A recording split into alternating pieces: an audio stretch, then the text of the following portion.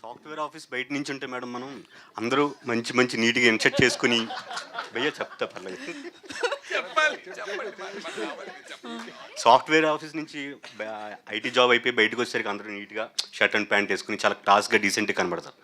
కానీ వాళ్ళు ఇంటికి వెళ్ళి వాళ్ళ వైఫ్తో ఎలా బిహేవ్ చేస్తున్నారు అంటే మనం బయటికి ఎపీరియన్స్కి వాళ్ళు రియల్ లైఫ్లో వాళ్ళు ఎలా ఉంటున్నారో తెలియదు, చెప్పలేం కదా మేడం. సో యాక్చువల్గా సైక్ క్యారెక్టర్ అనగానే అందరూ ఏంటంటే వాడికి ఒక సైక్గా లుక్ కూడా సైక్గా గడ్డం పెంచేసి ఒక డ్రగ్ ఎడిక్ట్ లాగా సంథింగ్ అలా చూపిస్తారు.